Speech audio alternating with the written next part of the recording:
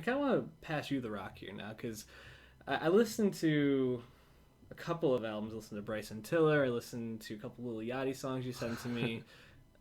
Halsey and Katy Perry, all against my will, just for you.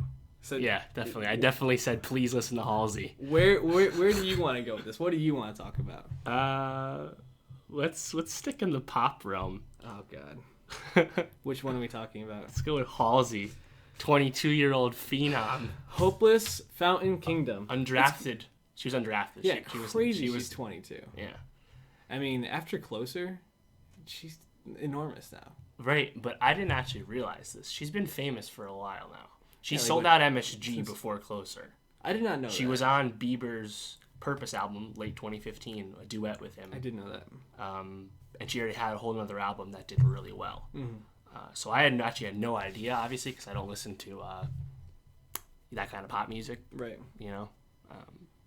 But nevertheless, Closer put her on the map and for everyone else. And she, I mean, I was doing some reading. She had to put off making this second album because she was doing so much work in support of the Chainsmokers at award shows and performances and stuff. Which she could have just not done. Yeah. To be honest, I get the appeal, like get your face out there, but come on. I mean, it's so funny just because of the juxtaposition of Andrew Taggart's inept singing, Horrible voice. and then she shows up. It's like, oh yeah, look, someone who actually can sing. It has an incredible, unique voice. Right. I mean, that's really what really stands out about Halsey. Why she became so popular. She has this almost like raspy, low voice, but it's so unique and it really does catch you. Like you hear it and your ears just perk up. This is her second album, right? Yes. And the first one was called Badlands. Badlands. Yeah, I don't remember listening to Badlands. Well, no.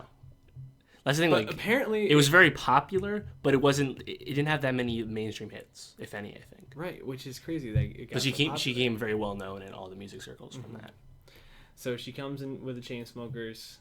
She's like, "Yo, I'm gonna tour with you, and I'm gonna put this album together in 6 weeks. Your follow-up album." I mean, Seems pretty like a crazy. rush, yeah. And also, while doing it with her ex-boyfriend, who she kind of Yeah. hates and wrote most of the album about in Yep. conflict. Former collaborator / Lido? Yeah, I wasn't don't know. familiar either. Very famous rapper named Lido / Yeah. producer. Famous. So what do you think of the album, Dave? It's fine. Not my cup of tea. Fine.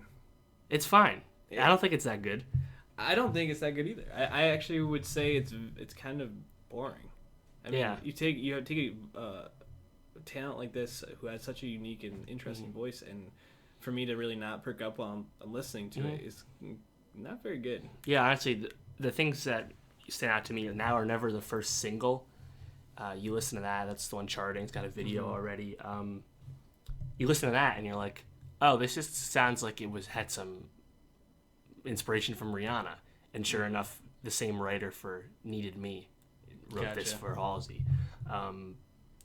And Halsey's had some criticisms for a while now about coming off as a manufactured in a lab millennial artist, being that she's so young and whatnot, and the subject matter of her music.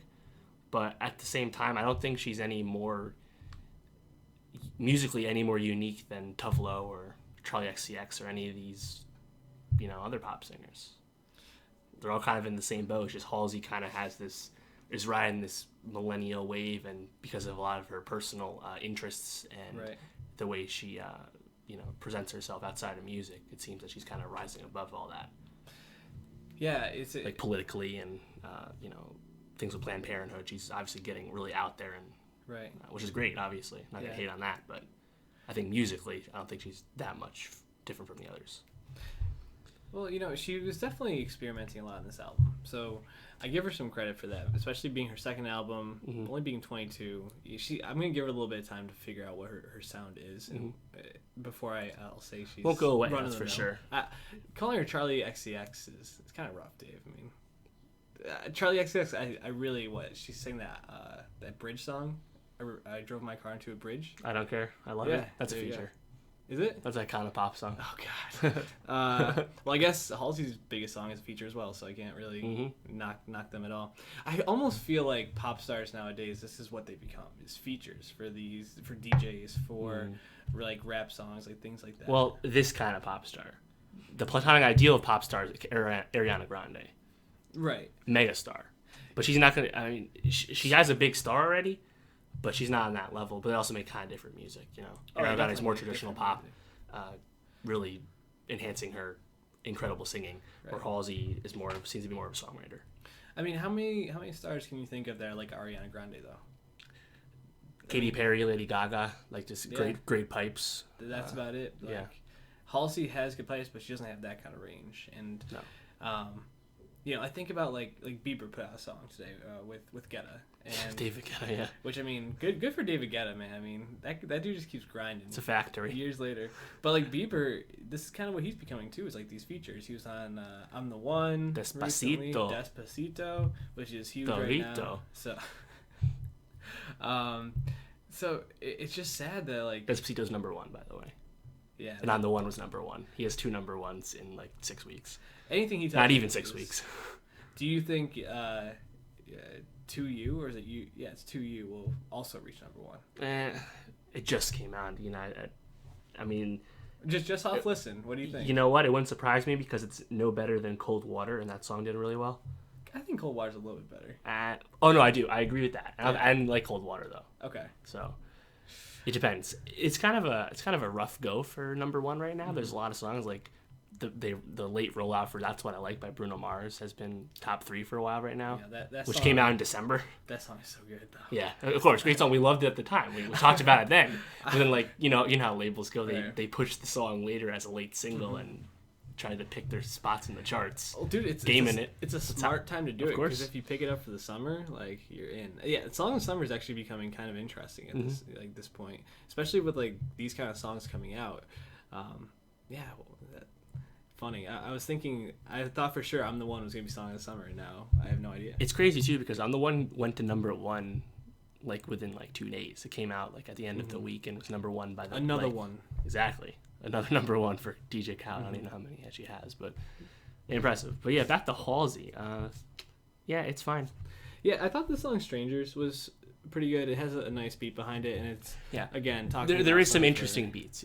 I'll give her that. Yeah. Like I said, she experiments a bit. She does like some like Motown type songs too. I think there was one that had like some horns on it. I didn't write it down. That Don't Play sounded cool. Don't Play, interesting. What song that sucked though? Lie with Quavo. Fucking trash. Dude, well, holy crap. I mean, speaking of like Quavo making that money. Quavo's making money, but just in general, like they've picked some horrible features, dude. Like just not to spoil it, but the Katy Perry song, Bon Appetit. Bon Appetit, horrible song. I honestly I don't think they're making any choices. They're just saying like the label. They're like, give me money. They're like getting huge checks to be on like huge ass artists that are really hot and relevant. Like Liam Payne, the One Direction guy, mm-hmm. debut solo single features Quavo, and Quavo, you know, in his camp are like, oh. You're going to give me this fucking, 6-figure check for this? Sure. Yeah, absolutely. Yeah, I will. The fact that you will compromise your artistic integrity just to ride the fact that Migos is so fucking hot right now. Right. That's the problem. Don't hate on Quavo for taking easy money and phoning in verses. I mean, I don't hate on him. I mean, keep getting them checks, but for real, like... The best song out of all of these is probably that Sean Paul song that they all jumped on. Sean Paul, Don't Give It to You. And I guess Calvin Harris, which was ancient history at this point. Slide. Which, man, I feel like that was forever ago. Doesn't it seem like so long ago? Crazy. Yeah, Migos though, they're basically doing what Kendrick Lamar does every once in a while. Just like, I'm gonna give a verse to like all these artists and just get huge checks, and they'll go back and make a really catchy album like sometime next year probably. So why don't we move on from Halsey though? I don't really want to talk about it. Quite enough.